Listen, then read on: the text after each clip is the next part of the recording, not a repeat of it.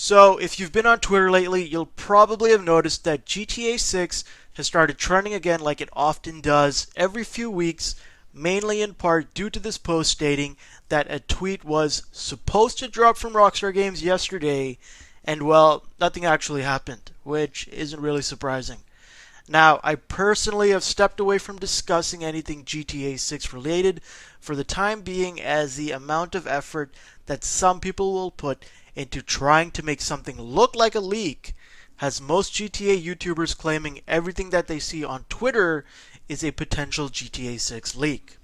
But with only one piece of legitimate GTA 6 information that has actually come out this year, being Rockstar Games' Newswire post from earlier this year, I wanted to take a look at what a realistic GTA 6 timeline would probably look like based on what we saw with GTA 5.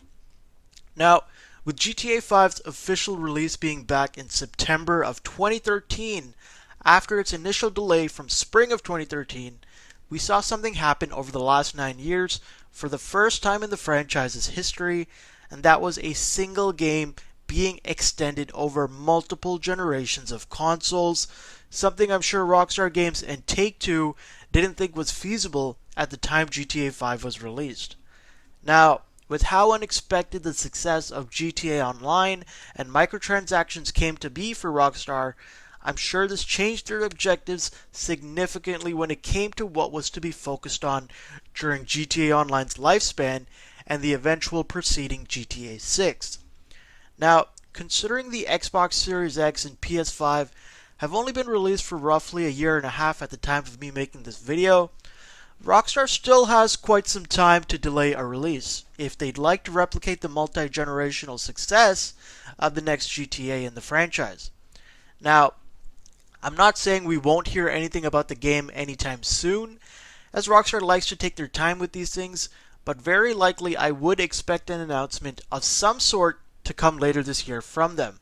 As with the first teaser we saw in the Newswire post this year, it would make sense for more news to come out shortly after. With the potential announcement this year, the next year will likely give fans pockets of details like screenshots, teaser trailers, and some more Newswire posts with details on where the game might take place and what the story might actually be about, with more expansive trailers as time goes on until eventually the TV spot is released and a definitive release date or period is dropped.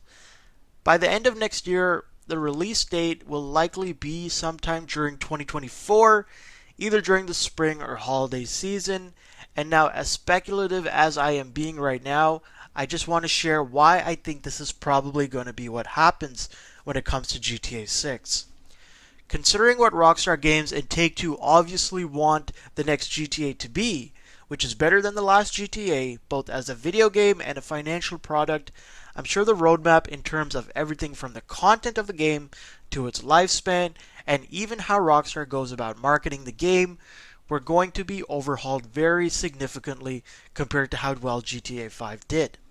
When GTA 5 was released in 2013, we were closer to the end of the Xbox 360 and the PS3's lifespan, with the PS4 and Xbox One later releasing in the same year as GTA 5 did, allowing Rockstar to basically tap into two markets: the people who could afford new consoles upon release and those who couldn't and weren't willing to wait until they could afford the new consoles to buy the newer copy of GTA 5, essentially increasing their market spread and the amount of people who would end up buying the same game twice. Now, with GTA Online coming out just a month after the game's release in October of that year, came a new wave of content for players who likely hadn't even finished the game's story mode at the time yet, and with GTA Online's very grindy expectations for players to be able to afford most things without spending microtransaction money, players were kept very busy, and with the continual DLC releases throughout the years, Rockstar was very easily able to stretch GTA 5 and GTA Online for years to come. Now, the good news is that we will likely continue to receive DLC in-game and have support from Rockstar, but the bad news is that GTA 7 will likely drop by the time your kids are in college. Now, depending on how you look at this, GTA 6 will likely have a heavy focus on the online portion and incentivize purchasing microtransactions if Take-Two have a bigger say in the game's pipeline. But nobody can really say anything about this until the game actually ends up coming out. Now, to wrap things up, I'm interested to hear from you guys and what you think about this pipeline in terms of GTA 6. And if you think it might look a little bit differently, definitely let me know in the comments what you guys think as well. If you made it to the end of the video, thank you guys so much for sticking through the whole video. And as always, it's been Nick Plays Games, and I'll see you guys next time. Peace!